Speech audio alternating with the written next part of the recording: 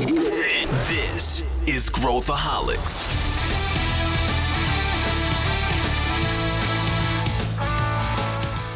Olá, aqui é Pedro Weingärtner, eu sou o CEO da Ace Ventures e esse é Growthaholics, o podcast para quem adora inovação e empreendedorismo. Se você curte e acompanha o Growthaholics, avalie o podcast com 5 estrelas pela plataforma de áudio que você utiliza. Isso ajuda a mais pessoas a encontrarem o nosso conteúdo. Falar de impacto nem sempre é algo simples para a maioria das pessoas. No mercado, é muito comum encontrar aquela visão de que para um negócio gerar lucro, ele precisa perseguir isso a qualquer custo.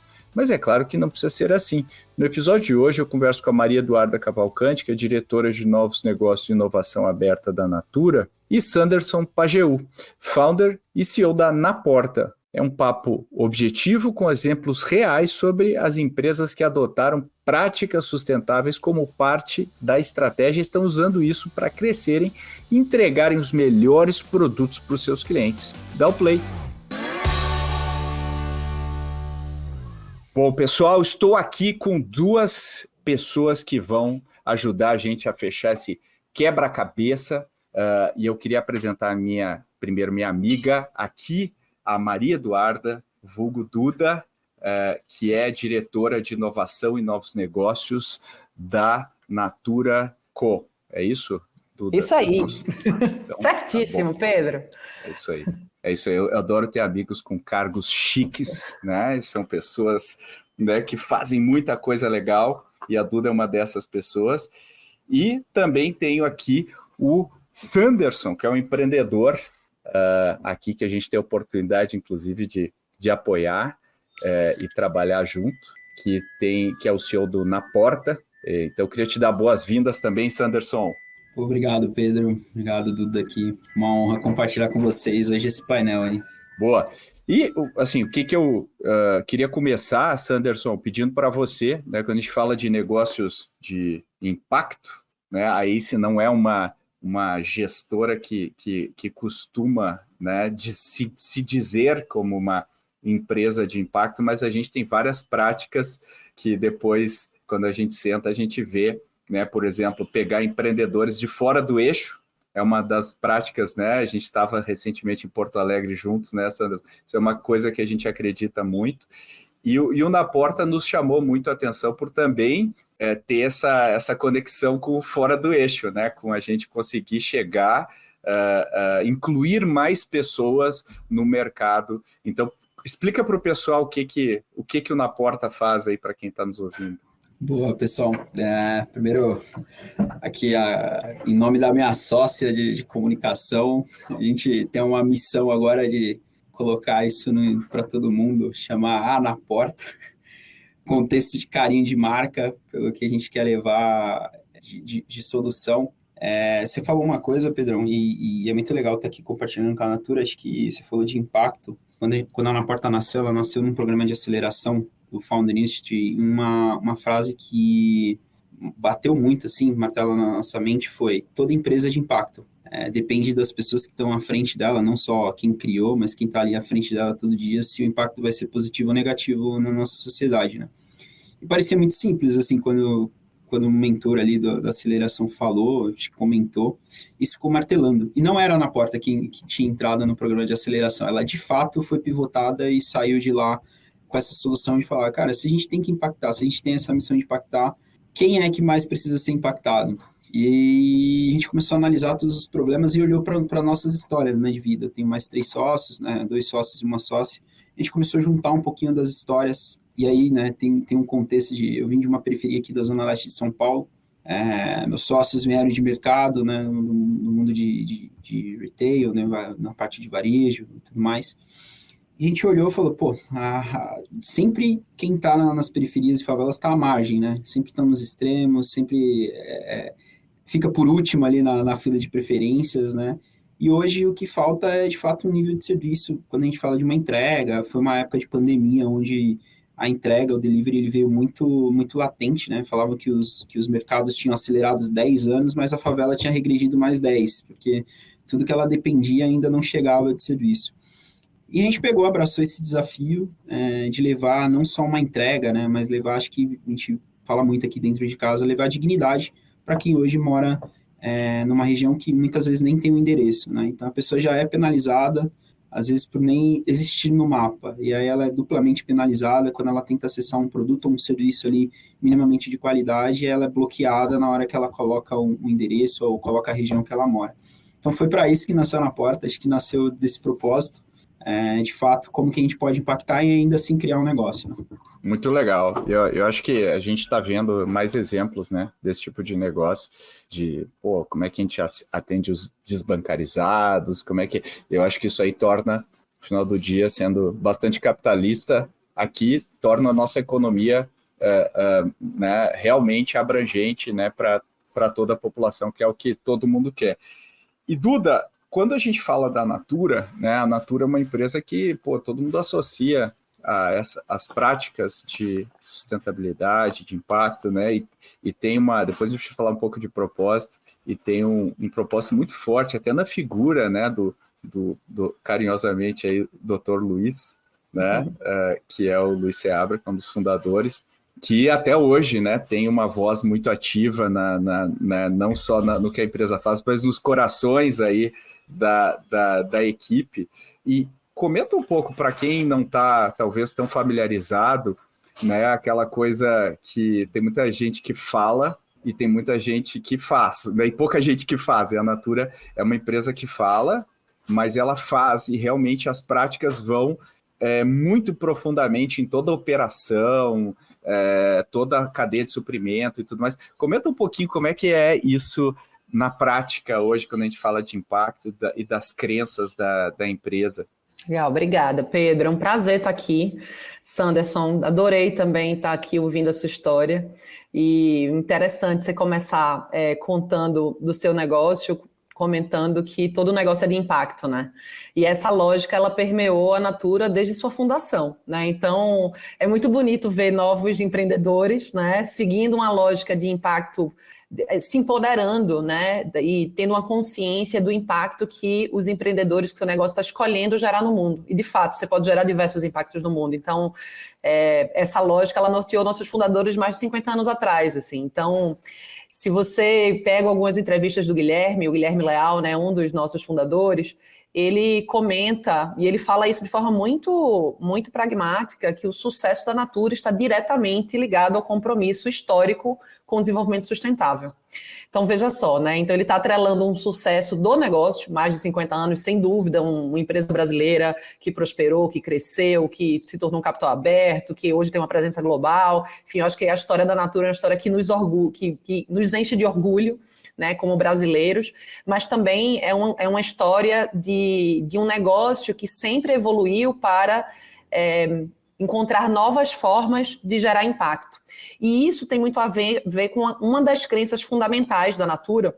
E se você pega todos os relatórios, enfim, os compromissos, né, propósito e as nossas crenças que norteiam e devem nortear o negócio ao longo desses anos, existe uma crença que o valor e a longevidade de uma empresa, elas estão ligados a essa capacidade de contribuir para a evolução da sociedade e para o desenvolvimento sustentável. Então, veja só, a longevidade do negócio está ligado a um propósito maior de contribuir para a evolução da sociedade e para o crescimento sustentável. Então, quando isso é uma crença fundamental, todo o negócio ele vai, e todas as escolhas de negócio, escolhas de produto, escolha de modelo comercial, dos ingredientes que você usa, da cadeia que você opera, elas estão norteadas para continuar, né, gerando impacto e sendo benéfico para a sociedade de muitas formas. Então, essa é uma crença muito fundamental, que de fato veio dos fundadores, mas mais de 50 anos depois, isso realmente permeia nossos principais processos, a forma como a gente gera inovação,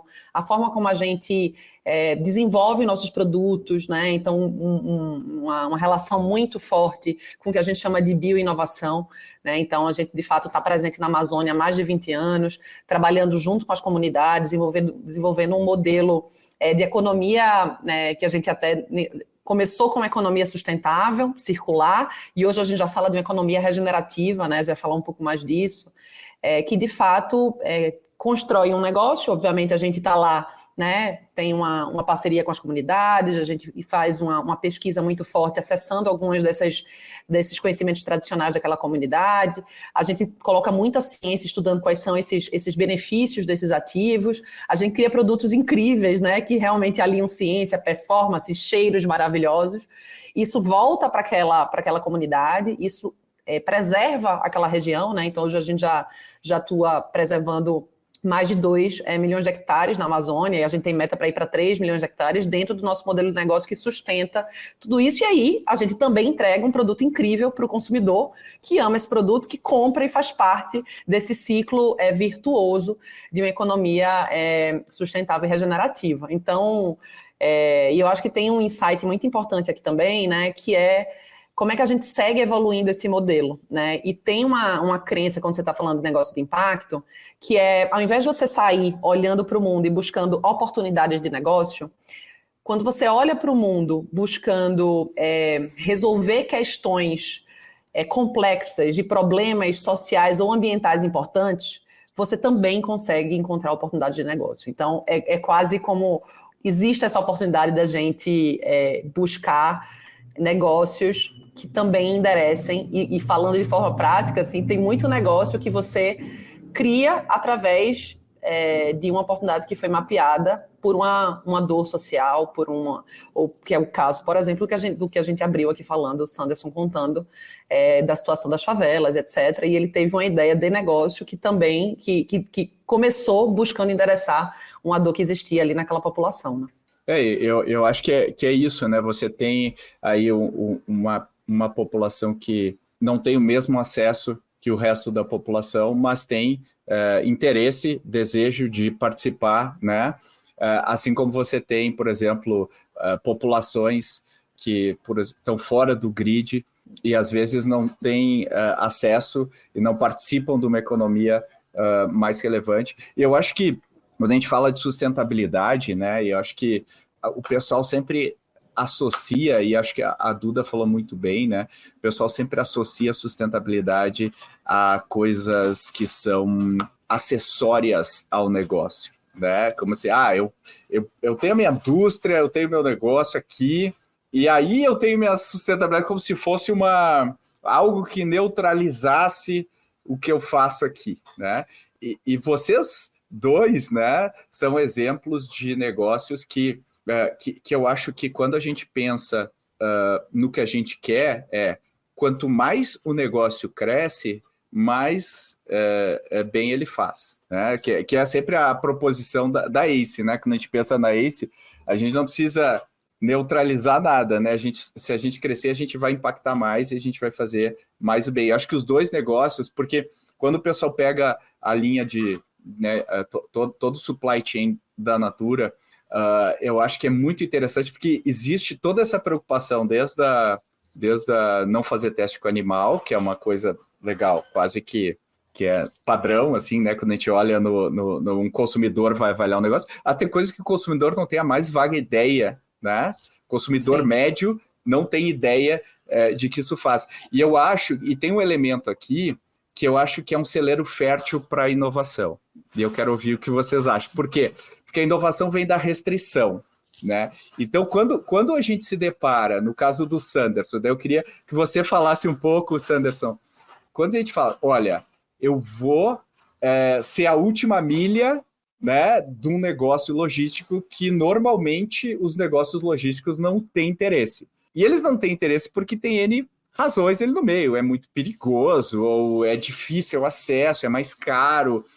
E aí vem o papel, né, quando a gente cria uma restrição, um gap, a inovação vem aí, né? Ela vem aí, assim como quando a Duda fala que, a gente não vai usar produtos químicos que vão agredir o consumidor, mesmo que outras empresas do setor usem esse produto, então a gente vai ter que ser criativo e buscar uma outra maneira de fazer esse produto. Quando você pensa no seu negócio, né, Sanderson, que é um negócio que operacionalmente é difícil, né, não é simples executar, como é que você resolve alguns problemas que são bastante óbvios ali, operacionais, né? Boa, bem difícil essa pergunta, mas acho que É engraçado, né? Eu estava num evento com vários empreendedores, empreendedoras, e cada um tem uma definição, acho que para a partir de inovação, né? Mas acho que todo mundo, independente de mudar a definição, concorda no eixo central, né? A inovação, ela meio que beira a genialidade e a loucura, né? Acho de você tentar desafiar e tudo mais. E com a Na Porta, acho que não é diferente. Acho que todo mundo que veio do meio de e-commerce, de varejo, olhava o contexto de área de risco, quando você bloqueia uma região e tudo mais, pelo quesito, não vou dizer só de preconceito, que isso é um ponto importante de falar, porque a Na Porta, basicamente o nosso primeiro ano, metade do segundo ano, foi vencendo essa primeira barreira do preconceito dos próprios embarcadores. Seja com a região, seja com os dados que aquele embarcador tem internamente, que ele olha o dado histórico e fala, é ruim esse indicador, a gente não conseguiu melhorar, então bloqueia. E aí a gente vai e ataca justamente por quê? Né? O famoso desafiar o status quo, né? Tem um nome bonitinho, né? Mas por quê?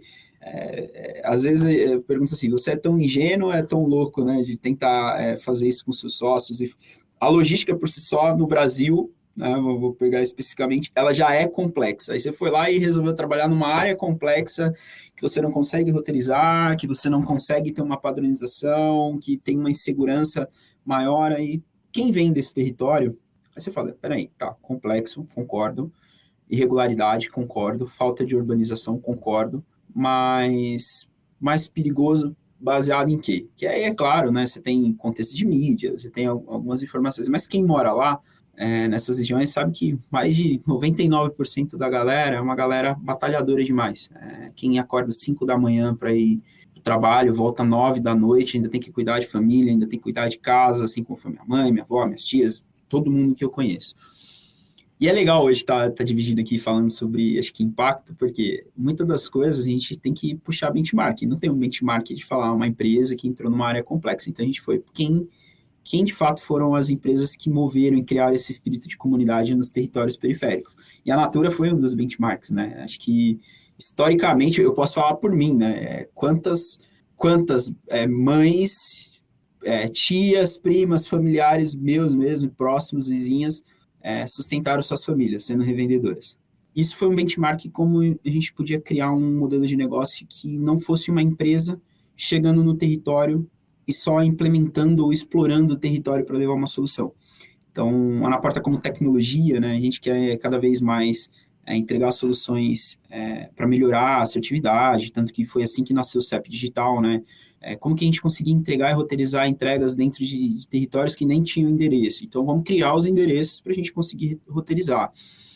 Como que a gente vai fazer o território ter uma assertividade melhor nas entregas, uma velocidade, para não ser mais caro, né? Tinha essa lógica, não ser mais caro, para a gente derrubar esse receio, essa insegurança. Pô, o próprio território pode fazer parte dessa solução. Então, a gente foi lá, criou agências locais com empreendedores, empreendedoras locais, os entregadores, entregadoras, tem muitas entregadoras hoje dentro do contexto, são os próprios moradores. Então, a gente foi criando esse contexto de comunidade e aí vira uma tecnologia social, né? No contexto, você cria uma tecnologia social nisso.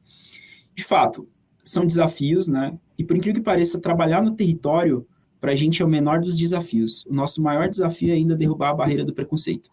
A gente, quando ia vender a solução em diversos embarcadores, acho que não veio a casa aqui, falava, mas a favela não compra iPhone, essa galera não compra iPhone.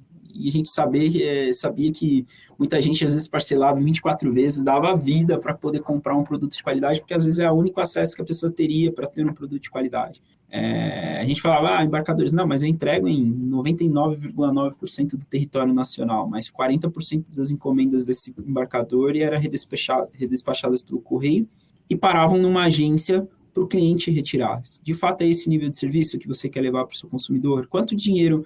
E aí vamos falar, né, de negócio, né? Aqui a gente, é claro, tem uma questão de impacto, mas quando a gente inverteu essa chave de falar o impacto, ele acaba pro embarcador, né? Ele é a consequência, não como uma coisa paralela, igual você citou aqui, Pedro, mas ele faz parte, está englobado ali. Mas aí você traz dados também, cara, quanto dinheiro você está deixando na mesa? Olha o público, de fato. Então, de fato, quanto de negócio você está deixando na mesa? Quanto de oportunidade você está deixando na mesa? E a gente começou a provar isso em dados. Então, clientes que forem entrando com a gente tem o quesito de incremento nas vendas, a fidelidade de um consumidor quando ele tem uma marca que pensa na experiência dele de consumo. E aí a gente vai vendo que o impacto está em todas as vertentes, né, do negócio, não só do que a gente pensou, mas na entrega dele, no dia a dia. E aí ele tem que fazer parte do nosso DNA. Acho que essa é a parte mais difícil quando você se auto-intitula um negócio de impacto, porque a gente também tem que aprender a falar não. Assim como a gente já falou não para outros clientes, para uma startup, né, galera? Falar a realidade. Para uma startup, qualquer cliente é relevante, e você falar não para um cliente, uma marca gigante, porque ela está desalinhada com teus princípios, com teu DNA, é muito difícil, mas é isso que acho que seta o nosso dia a dia. Não, mas eu acho que é isso, né? Eu acho que no final do dia, né, existem consumidores que vão se importar com a tua causa, né? Existem consumidores que não vão se importar com a tua causa, né? E no final do dia o nosso trabalho é entregar produtos incríveis na mão dos consumidores, independente deles se importarem com a nossa causa ou não, porque isso vai avançar a causa de qualquer jeito, né? E eu acho que esse é o grande desafio, muitas vezes, né, que nem eu estava falando com a Duda agora, sobre, a Natura faz um monte de coisa, acho que a maior parte das coisas que a Natura faz, o consumidor não sabe, né, assim, lá na ponta. E aí, Duda, se você puder compartilhar, que eu acho que é super interessante, justamente, assim, que tipo de... Se você puder compartilhar alguns exemplos de projetos, iniciativas que vocês têm para exemplificar isso, né? Até onde a gente vai em cima da nossa convicção, né? Eu acho que isso é muito legal na escala, né, que vocês operam, né, que a Natura opera. Super bom. Só vou fazer um comentário que eu achei tão bonito, Sanderson, sua fala, sobre como é que vocês encontraram as soluções para o negócio de vocês dentro do território e não de fora para dentro, e sim de dentro para fora, e como vocês talvez tenham se inspirado em alguns desses modelos, de um modelo da Natura, porque quando você fala de tecnologia social, né, a gente também acredita muito, né, a principal força da tecnologia social, ela vem de um pensamento sistêmico e um pensamento em rede, né, e ele parte do pressuposto que o poder e o conhecimento está na ponta, né? Então, quando você estrutura a sua estratégia de negócio, ou seu modelo, ou você busca as soluções compreendendo que a solução está na ponta e não no centro, essa é quando você destrava a potência da rede, né? Então, quando eu comecei falando que o nosso compromisso histórico é com os impactos socioambientais, ele tem um elemento muito forte que é o impacto social. E ele parte por a gente entender a potência que essa rede tem. Hoje são mais de 4 milhões de consultoras espalhadas, né, pela América Latina inteira, em territórios que nem o correio chega, ninguém chega, e a gente tem uma consultora lá vendendo produtos, se relacionando, falando de bem-estar bem, né, e os produtos chegam e ela arruma um jeito, e as soluções... Existem muitas soluções que acontecem ali dentro da ponta. Então, essa lógica que você estabeleceu, ela é muito bonita, e ela realmente combina muito com a forma como a gente escalou, né? E aí eu já conecto isso com a tua pergunta, Pedro, porque quando você começa a escalar o negócio, é quando a gente tem quando as polaridades aparecem, né? É quando você começa a ter esses conflitos, né? Como é que você vai escalar? Como é que você vai construir uma cadeia de plástico, né, que é uma embalagem, né, e que é um material que ainda precisa ser utilizado, mas que tem uma cadeia de alto impacto negativo, mas você precisa produzir 1 milhão, 2 milhões de unidades naquele período, porque você tem uma estratégia de Natal, e essas consultoras, elas dependem desses produtos para venderem e terem suas rendas para alimentarem suas famílias. Como é que você faz as parcerias adequadas, você faz os pedidos e os compromissos com os seus fornecedores para que a gente construa uma cadeia de plástico que tenha menos impacto e que a gente tope ter uma cadeia de plástico com menos impacto versus não ter plástico, né? Porque vamos pegar os extremos, né? Tem não ter plástico, tem um plástico muito ruim, que é um plástico, né, que a maioria da indústria de beleza usa, né, que é um single-use plastic, né, que é o pior de todos, que ele não é reciclável, né, ele não é reciclado, ele é usado uma vez e ele literalmente gera lixo, né? Temos esse plástico, a gente tem empresas de beleza usando isso. E a gente tem não usar plástico, ou não usar embalagem nenhuma, quando a gente vai falar do impacto zero, né? Ou zero é muito difícil ter, né? A gente sempre gera impacto, a gente mapeia tudo isso. Ou tem uma embalagem mínima, uma embalagem regenerativo, embalagem que você planta, vira outra, né? Enfim, tem vários cenários aqui e a gente tem muitas empresas operando em pequena escala com baixíssimo impacto. Mas a gente ainda não consegue, ou não tem a tecnologia, ou não tem a escala para a gente fazer uma embalagem quase sem impacto para atender 1 milhão de unidades dentro de um contexto de uma alta venda. Então, quais são os compromissos e os que a gente vai ter que fazer para... vamos pegar o plástico, vamos colocar isso como inclusive quando a gente fala de circularidade e de embalagem, esse é um dos principais temas internos da nossa área de desenvolvimento. Como é que a gente vai fazer, por hora, o melhor plástico possível, né? Então a gente tem diversas embalagens, que a gente está falando de plástico verde, né? Que não são plásticos que vêm do petróleo, sim, da cana-de-açúcar, são plásticos reciclados, né? Ou seja, eles tiram plástico do meio ambiente, a gente recicla isso. Eles são recicláveis, né? Então eles já têm uma cadeia mais estabelecida, né? Então a gente trabalha com refil, ou seja, a gente diminui esse impacto, né? Então quando aquele consumidor comprar de novo, ele não precisa comprar uma embalagem grande, pode comprar uma embalagem refil ou uma embalagem menor, né? Que já é uma das nossas inovações, acabou de lançar o primeiro hidratante para corpo concentrado, né? Então você pega uma embalagem grande, vê uma bem pequenininha aqui com um produto concentrado, você mistura na água e ele vira um produto de 400 ml, né? Então olha como esta inovação já gera uma redução de impacto muito grande. Isso é inovação aplicada. Mas a gente teve que fazer uma concessão de usar o melhor plástico possível, continuando investindo em cadeia e entendendo como é que a gente vai mitigar o impacto gerado por uma cadeia que ainda não está perfeita, porque o mundo ainda não está pronto para ter uma cadeia perfeita de plástico. E aí a gente vai ter que compensar isso de outra forma, né? E é por isso que é tão importante a gente mensurar os impactos das nossas cadeias, dos nossos fornecedores, fazer os bons compromissos relacionados à inovação, porque se a gente está comprometido a ter impacto zero, né, a Natura de mais de 10 anos que é carbono neutro, a gente precisa compensar isso de alguma forma, que seja em projetos socioambientais, que seja através do replante, que seja através das áreas que a gente mantém regenerando na Amazônia. Então você vai compensando o negócio através das suas escolhas, mas partindo do pressuposto que a gente quer que esse negócio não só não gere um impacto negativo. Isso não é suficiente para a gente. A gente quer não só que a gente não gere um impacto negativo, a gente quer que a gente não gere impacto algum e agora a gente quer começar a gerar impactos positivos no todo desse negócio em escala. E isso é muito difícil, né? Você precisa de muitos parceiros e aí você tem toda a razão, Sanderson, assim, você precisa de muitos parceiros que acreditem muito neste objetivo de longo prazo. Porque senão a gente não consegue sozinho, né? Estar com os parceiros certos faz muita diferença porque eles entendem as suas escolhas e eles nos ajudam a mitigar o impacto dessas escolhas enquanto não temos soluções melhores, né, para atuar. Nisso, acho que você falou uma coisa que toca muito acho que nas conversas aqui com minha sócia, principalmente com os meus sócios, é mais difícil quando você está grande e precisa repensar toda a cadeia, né?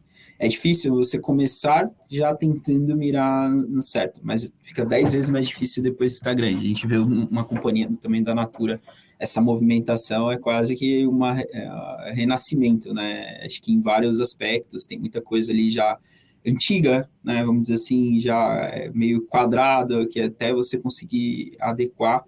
E ter parceiros, acho que foi o essencial, porque a Ana Porta não estaria de pé se a gente não tivesse um primeiro... Vamos dizer, a gente não chama nem de cliente, chama todos de parceiros, de fato, que acreditou. Falou, cara, vamos tentar, vamos ver qual é. Esteve aberto, né, a se desenvolver, a entender também o território, não olhar só como projeto de sustentabilidade ou projeto de impacto. Muitas das vezes, quando a gente ia negociar com parceiros, fala, não, fala com o time de sustentabilidade que ONG tem que falar com eles. ONG não é aqui com time de contratação, não. Então, foi muito difícil chegar no primeiro. Com o primeiro, a gente foi criando soluções e melhorando cada vez mais também a proposta, o próprio produto, para entregar ainda mais valor. Hoje, o impacto que a gente entrega, e isso é muito, muito importante, ele não é um impacto só da Na Porta, ele é um impacto dos nossos parceiros, porque a gente sabe o quão importante isso é na cadeia também de fornecimento dos nossos parceiros, que eles têm outras soluções, né, outros parceiros, outras soluções, que hoje não estão trazendo nem essa visão e nem essa preocupação de como você traz uma malha logística, vamos dizer assim, né, que é a nossa solução, uma malha logística limpa, né, hoje a gente tem operações aí 100% elétricas e tudo mais dentro de favela, que é uma coisa inimaginável alguns anos atrás, mas também entregando os indicadores. Olha o que a sua venda, né, dentro do território gera para o próprio território. Né? Uma compra dentro do território gera renda para 3, 4 pessoas dentro daquele mesmo território. Isso eu acho que foi uma sacada genial quando os parceiros importaram e a Anaporta está em pé por conta deles, né?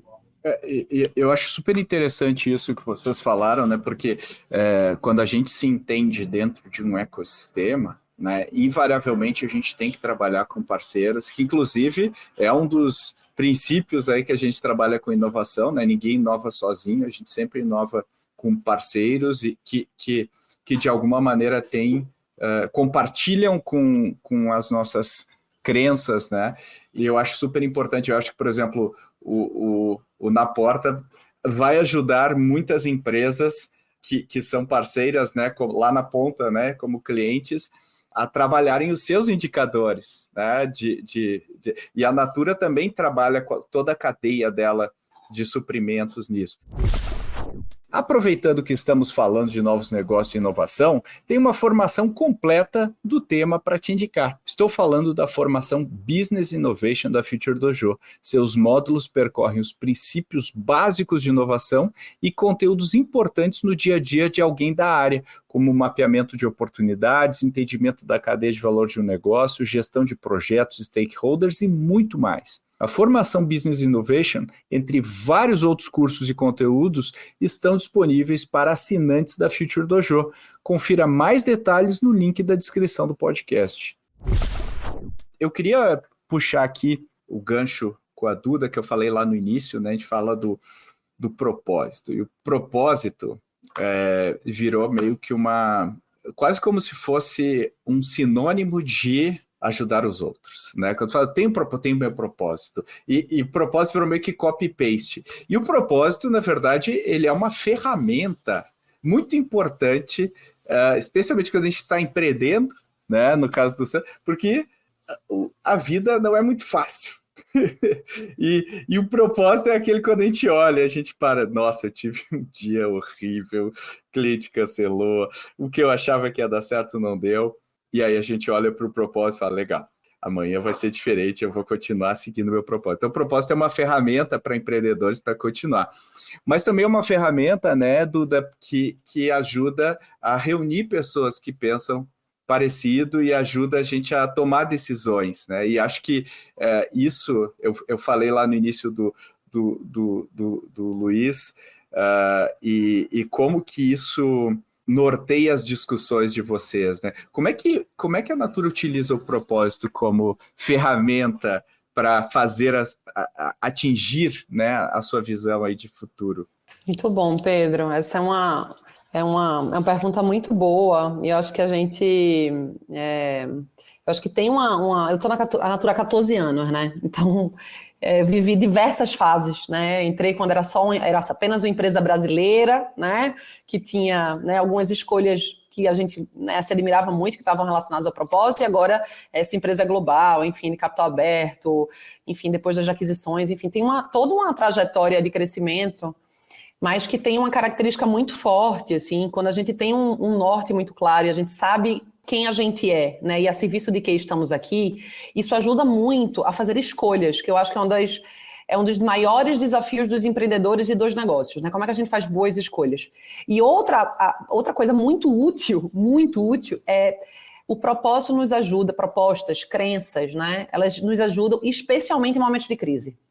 Especialmente em momentos de crise, quando você realmente não sabe o que fazer, normalmente você voltar para olhar para dentro e relembrar por que estamos aqui e qual é a razão dessas escolhas, elas nos ajudam em um ambiente de extrema incerteza, né? E a gente viveu diversos momentos de extrema incerteza nos últimos anos. Isso norteia os planos de ação para um cenário que a gente não imagina, mas normalmente quando a gente resgata o propósito e a razão de ser, né, nos ajuda a tomar decisões melhores. Então, vou dar alguns exemplos, assim, de como eu vejo esses propósitos acontecendo na prática, e um muito recente, assim, que aconteceu semana passada, tá? Então, lembrando, assim, a razão de ser da Natura, né, então, que foi estabelecido lá atrás, né, pelos fundadores, é criar e comercializar produtos e serviços, tá? Sempre esteve na razão de ser. Criar e comercializar produtos e serviços que promovam o bem-estar bem, tá? Então, o bem-estar bem é algo que se fala há muito tempo. E o que é o bem-estar bem, né? Bem-estar bem é a relação harmoniosa do indivíduo consigo mesmo, né? Então, quando você está bem com você, com o outro, né, com as pessoas, na qualidade, a gente está falando da qualidade das suas relações, né, do impacto social, do impacto positivo, e com o mundo, né? Então, parte do pressuposto, quando eu estou bem comigo, eu consigo estar bem com o outro, gerar relações harmoniosas e começar a gerar um impacto positivo no meio ambiente. Então, é uma lógica muito bonita, que vai do indivíduo para as relações e para o meio ambiente, né? Então, perceba que a gente, desde o começo, quando eu falo da Natura, eu venho falando disso, né? Eu venho falando de relação harmoniosa, né, com o outro, através do impacto das relações, de atuação em rede, com o meio ambiente, né, através dessa construção desse modelo de negócio, né, que gera esse impacto. E essa relação consigo mesmo tem a ver com esse bem-estar, tem a ver com produtos, né, que fazem você ter um autoconhecimento diferente, uma automassagem, e também essa qualidade de vida e como é que esses nossos produtos e serviços também geram esse bem-estar pessoal, né? E aí também é muito atual, né, esse tema. A gente está falando de saúde mental, a gente está falando de um bem-estar que vai além do bem-estar físico, né? Então tudo isso cabe numa empresa que se propõe a manifestar o bem-estar bem. E as escolhas de negócio também, elas foram sendo impactadas pelo bem-estar bem, né? Quais são as outras empresas, marcas, produtos ou serviços que manifestam esse bem-estar bem de alguma forma? Isso nos ajudou a tomar decisões importantes de negócio no passado. E semana passada eu estava no Encontro da Liderança, né, lá no NASP, então estavam todos os diretores da corporação reunidos. E a gente estava fazendo uma revisão de estratégia, enfim, todo um trabalho muito, muito interessante, muito importante, assim, repactuando os KPIs do ano, enfim, algo muito comum, né, em reuniões de estratégia. E o nosso CEO, ele colocou na tela mais uma vez a razão de ser e as crenças. E a gente conversou mais uma vez sobre isso, qual era o impacto que aquela razão de ser tinha naquele ano que a gente estava construindo, nossos planos de execução, nas escolhas que faríamos. Então a gente sempre volta, né, em momentos difíceis, mais simples, a gente sempre volta para esse norte do bem-estar bem, porque normalmente nos ajuda em tudo, em inovação, em escolhas de negócio, em escolhas difíceis, há momentos de crise, a postura da Natura, inclusive na pandemia, né, que foi um momento muito, muito difícil para o mundo inteiro, a forma como a gente escolheu apoiar, né, a forma como a gente apoiou a nossa rede, todos os colaboradores, as consultoras, a mudança que a gente fez na nossa cadeia produtiva para parar de produzir talvez perfume, começar a produzir álcool em gel, né? E colocar isso na mão das nossas consultoras, tudo isso parte de uma lógica do bem-estar bem, né? Isso norteia todas essas decisões. Então, eu acho que facilita muito quando você tem um norte e um propósito muito claro, assim, facilita muito, inclusive, essa perpetuidade do negócio, né? E essa geração de impacto contínuo. Porque a tendência é muitas vezes a gente tomar uma decisão talvez mais cartesiana, ou talvez mais, entre aspas, lógica, e muitas vezes negócios não funcionam desse jeito, né? A gente tem que entender o porquê, e é muito legal, né, pensar nos negócios dessa forma. E aí, Sanderson, pegando o gancho aí de você que está no início, né, da sua trajetória, que vai ser, tenho certeza, muito, muito brilhante, como é que você, entendendo o seu propósito, né, que você já deixou bem claro, como é que você escolhe pessoas nesse estágio inicial para você trazer a bordo, né? Porque não adianta só a pessoa ter uma crença, né? Você tem que também trazer uma pessoa que consiga entregar para que você consiga levar o seu propósito para o mundo, né? Como é que você equilibra isso e atrai? Atrai não, mas como é que você encontra talentos para a sua jornada? Nossa, cara, aqui eu tenho que falar aqui, né? Acho que toda vez que fala de propósito de verdade, a Duda falou, acho que até arrepiei aqui. E, pô, entrar nessa parte acho que é jogo de baixo, assim. Eu não sou um cara emotivo, mas eu tenho que me segurar aqui, né? Esquisito, porque, de fato, não empreender, né, Pedro? Você falou, empreender não é nada fácil, cara. Não, essa daqui já é minha terceira experiência, acho que na porta é muito recente, mas tomei muita pancada. Só que é uma parada, assim, que quem vem de quebrada, né? Quem vem de favela, cada um aí na sua região do Brasil tem um nome.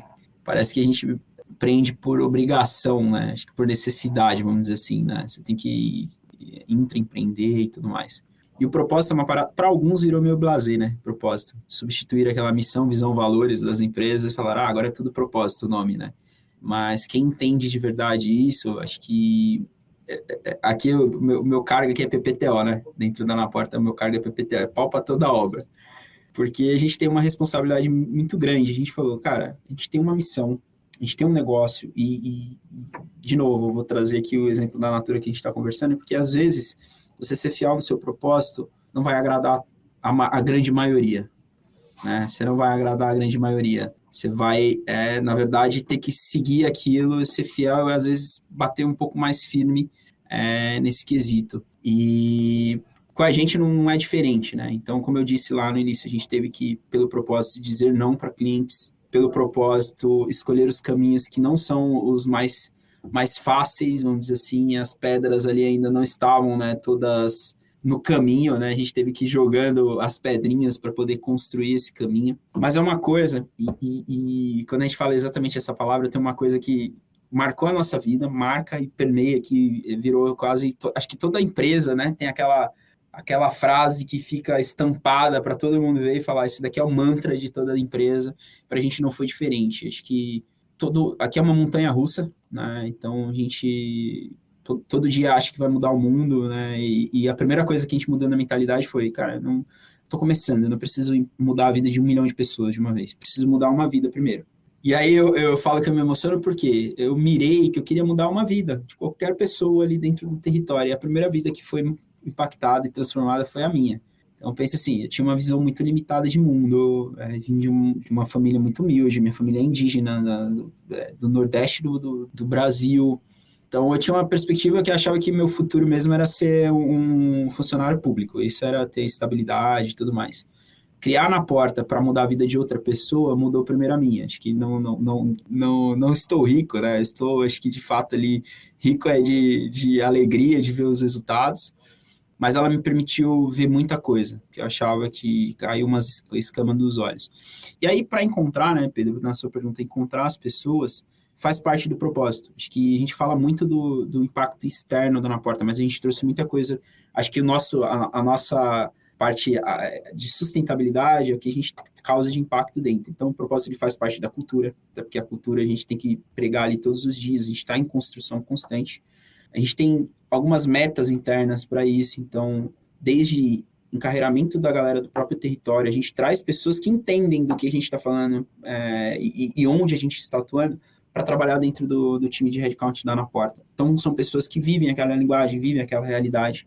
Quando a gente foi criando uma empresa que, de fato, é de verdade, eu não estou falando isso aqui para vocês para vender e tudo mais, a gente criou isso de verdade, isso aqui está incrustado, né, na cultura da Na Porta.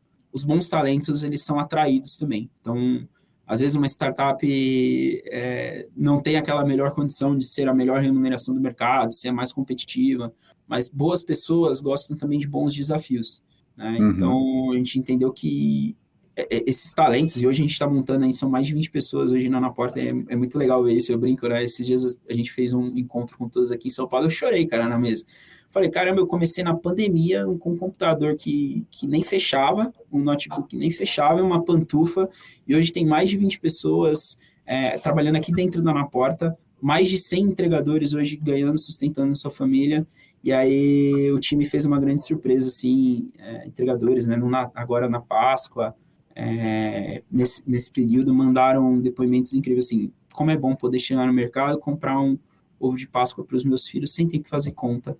Aí você fala assim, cara, tipo assim, se tudo der errado a partir de agora... É isso.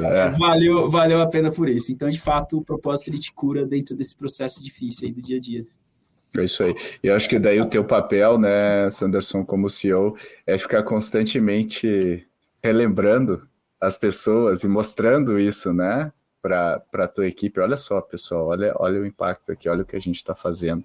E é muito legal, e às vezes a gente não consegue medir, mas você falou uma coisa muito legal o perfil das pessoas, especialmente no estágio inicial de uma startup, que é muito mais movida pelo desafio e pelo propósito do que qualquer outra coisa, e elas são bem mais missionárias do que mercenárias e conseguem levar, né, a tua missão, o teu propósito para outro patamar.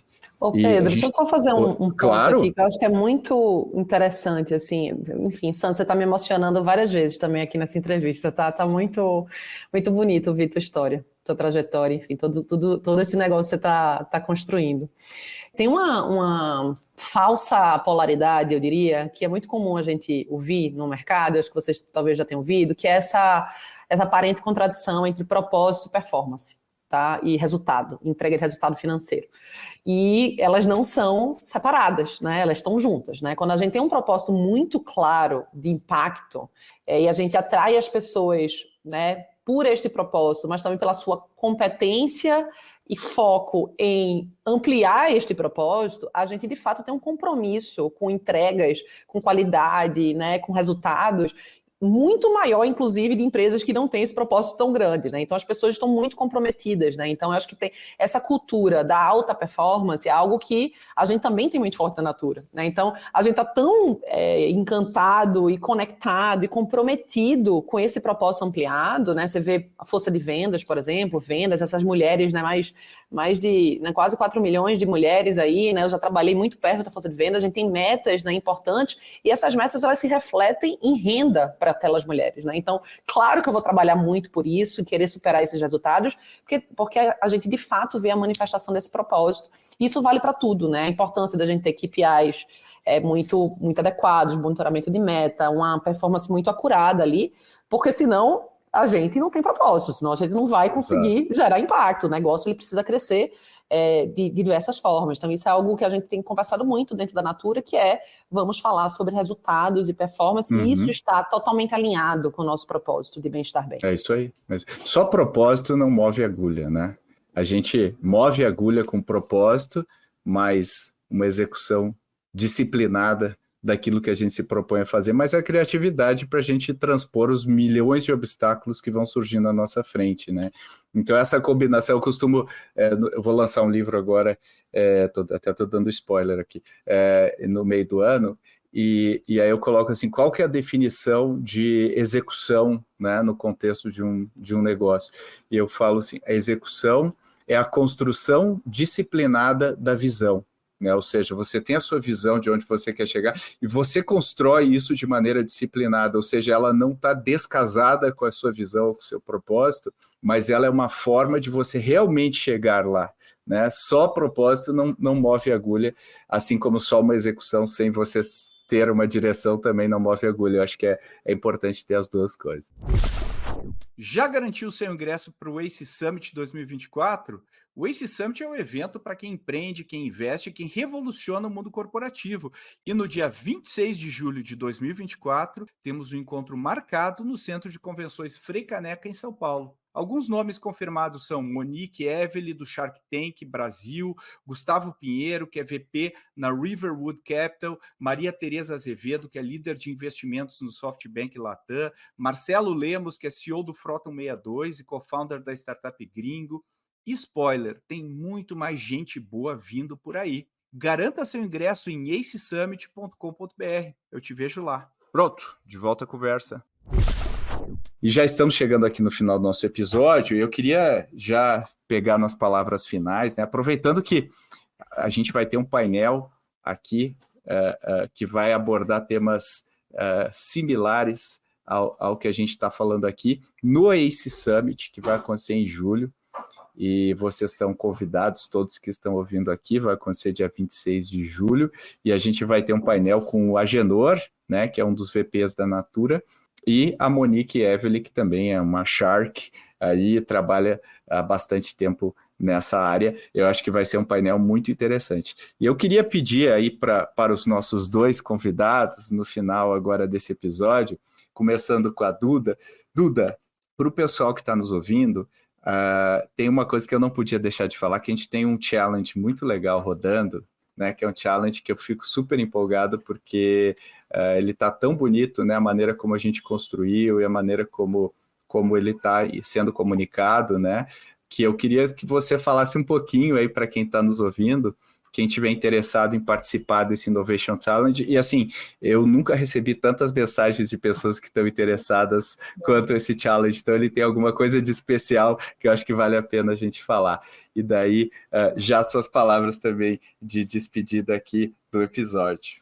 Pedro, perfeito. Eu estava exatamente pensando sobre isso, né? Como esse desafio que a gente tem aberto, né? Que é o terceiro Natura Innovation Challenge, que é um programa de aceleração para startups, ele tem tudo a ver com essa conversa que a gente está tendo, né? Então, a gente já fez uma edição no ano passado com foco em bem-estar bem, e esse ano a gente está buscando startups que tenham soluções inovadoras na temática de carbono, para endereçar exatamente um dos principais desafios ambientais, né, do mundo hoje, do planeta hoje, que é redução de carbono. Enfim, tem diversos caminhos aí, oportunidades de startups e soluções que estão relacionadas a essa temática.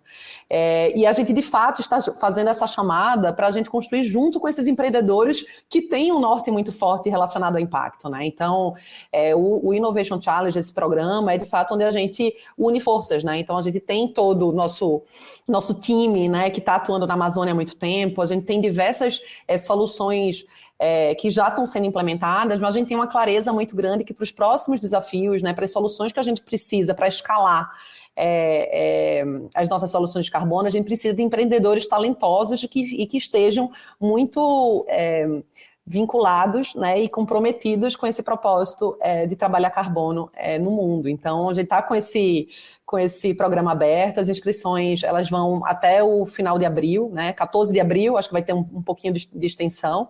É um programa global, então a gente está, né, convidando empreendedores do mundo inteiro para participar junto conosco, e obviamente o Natura Innovation Challenge é um programa em parceria com a ACE, então estamos juntos aí nessa manifestação, unindo inovação com impacto positivo e com empreendedorismo, né? Então estamos muito animados, muito felizes também com retorno, com um retorno muito positivo, assim, dos empreendedores e do mercado e do ecossistema, né? Com um desafio tão necessário e tão pujante, assim, né? Para todo mundo. E fascinante, né? Acho que vale a pena. Quem quiser saber mais, pode entrar em naturainnovationchallenge.com. Tem lá todos os detalhes. Aliás, está super bonito lá, tem muita informação bacana. E eu queria... Aqui. Tá aí, ó, viu? Já temos um inscrito aqui na hora. O cara, durante o podcast, se inscreve para te ver o apelo. Já está inscrito. O apelo só faltou falar o nome, lá na porta. Aí, ó. Ela simplesmente descreveu a gente aqui. Aí, ó. E Sanderson, para o pessoal que está ouvindo você, como é que o pessoal pode usar os serviços, né? Quem está te ouvindo aqui, também tuas palavras finais, como é que o pessoal pode se juntar ao seu movimento de alguma maneira aí e apoiar, né, esse acesso que você está provendo aí às comunidades do Brasil, ainda nem perto da sua visão de onde você quer chegar, mas já movendo a agulha de uma maneira muito bacana. E convida o pessoal para se juntar à sua causa aí, Sanderson. Boa, Pedrão. Cara, hoje tem uma coisa que é bem importante dizer, né? Na Porta, a gente nasceu com o principal propósito de tudo, né? A missão é nós sermos malha logística, né? Muita gente acha que a Na Porta é um canal, um aplicativo da favela. Não, os nossos clientes, né? E a gente provoca que os nossos clientes são os varejistas, as marcas, né? Outros transportadores. Em alguns aspectos, a Na Porta é bem low profile, né? Nosso papel é aproximar a marca com o território, né? Então, a gente tem essa atuação muito forte com o território, mas, de fato, é a marca XYZ que tem essa atuação e aproximação com o cliente. Fica mais fácil, né? Esse storytelling para o consumidor final de entender que ele pode comprar daquela marca e receber em casa, e não que aquela empresa tem aqueles clientes. É muito, muito mais difícil e complexo, né, desenhar esse fluxo na cabeça de um consumidor. Então, hoje, nossos clientes aí, né, o nosso slogan é entregamos de tudo para todos, né, a gente tem aí desde clientes da área de alimentação, a moda, pet, então tudo, beleza, inclusive, também, né, já temos aí dentro do portfólio. Hoje, né, a gente faz essa chamada para os grandes embarcadores, de fato, aquilo que eu comentei mais cedo, né, quanto que você está deixando de oportunidade, não é nem de negócio, oportunidade, de fato, na mesa, às vezes, por não olhar para um território que em algum momento foi um indicador negativo. Então, Pensa assim, hoje a gente já está processando aí quase, a gente começou fazendo 10 entregas por dia, a gente já processa quase 7 a 10 mil pedidos por dia, né, dentro desses territórios. Olha a diferença, a gente está atuando em mais de 500 territórios entre Rio e São Paulo, mas a nossa missão esse ano é chegar muito mais longe, tem muito mais pessoas pelo Brasil espalhadas precisando da nossa solução. Então, a chamada é embarcadores que queiram, né, fazer parte aí dessa transformação, levar de fato pertencimento. E também empreendedores de quebrada, assim como eu, que querem ali ter uma oportunidade de criar suas agências na porta. A gente está aí para ajudar vocês e poder fazer essa movimentação também dentro de cada um dos territórios. Então, a gente está só no começo, ainda comendo muito cuscuz, como eu digo aqui, vai em manhã, a gente está comendo cuscuz, só pegando força para, de fato, se Deus quiser, levar na porta de todo mundo aí, do norte a sul, né, do país. Gostei do pitch. Na porta.digital aí para quem está nos ouvindo, a gente vai colocar os 2 links aí do Natura Challenge e do Na Porta nas notas aqui do episódio. E eu agradeço muito aí a participação de vocês. Foi um papo, voou aqui o tempo, adorei, e eu me conecto bastante aí com esse tema. Acho que os nossos ouvintes também vão gostar. Valeu, Duda. Valeu, Sanderson. Obrigada, um prazer, gente. Pessoal, um abraço. Um abraço. Se você gostou desse episódio, compartilhe com colegas nas redes sociais e não esqueça de marcar @AceVentures. A gente adora quando você marca a gente e comenta sobre o episódio. E para aprofundar essa discussão, recomendo o episódio 229, no qual converso com a Lívia Brando, que é sócia da Vox Capital, sobre ESG. Foi só uma fase? O hype passou? Vem comigo para descobrir.